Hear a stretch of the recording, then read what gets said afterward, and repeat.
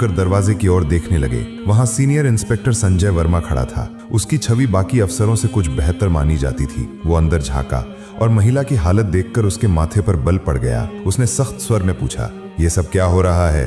प्रसन्नजीत हंसते हुए बोला, कुछ नहीं सर, एक सड़क की औरत ज्यादा अकड़ दिखा रही थी, सबक सिखा रहा हूँ। संजय ने बरनाली को ध्यान से देखा। उसका व्यवहार किसी आम महिला जैसा नहीं लग रहा था। उसने पूछा, इसका अपराध क्या है? प्रसन्नजीत थोड़ा घबरा गया और बोला, अब सर, चेकिंग में बदतमीजी कर रही थी। अब संजय को शक होने लगा। उसने बरनाली से सीधे पूछा, तुम्हारा नाम क्या है? बरनाली फिर भी चुप रही। प्रसन्नजीत हंसते हुए बोला, देखिए सर, नाम भी नहीं बता रही है। अब संजय पूरी तरह सतर्क हो गया। उसने सख्त आदेश दिया, इसे अलग कोठरी में रखो, अकेले। प्रसन्नजीत चौंक गया। लेकिन सर, संजय ने कठोरता से कहा, मैं खुद इसके पास रहूंगा। उसके आदेश पर बरनाली को एक और अलग कोठरी में ले जाकर बंद किया गया। वो कोठरी पहले वाली से भी ज्यादा बदबूदार और अंधेरी थी।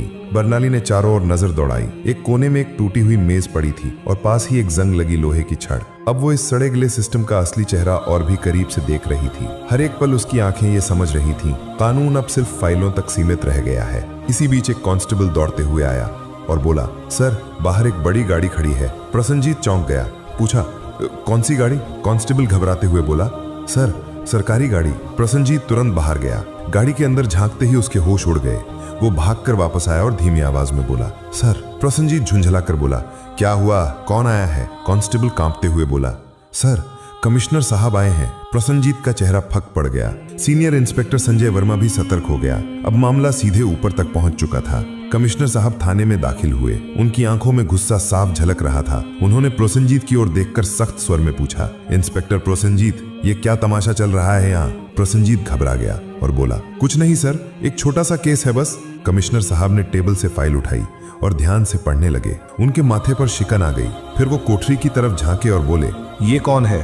प्रसेनजीत तुरंत बोला, सर, इस महिला पर 420 और धोखाधड़ी का केस है। कमिश्नर ने सीधा सवाल किया, तुम्हारे पास सबूत है? फिर दोबारा बोले, कोई भी सबूत है तुम्हारे पास? अब प्रसेनजीत पूरी तरह फंस चुका था। कमिश्नर साहब ने सीधे महिला की ओर देखा और पूछा, तुम्हारा नाम क्या है?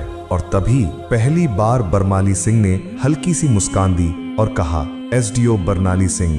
थाने में एकदम सन्नाटा छा गया। हर चेहरा पीला पड़ गया। प्रसेनजीत के हाथ पांव कांपने लगे।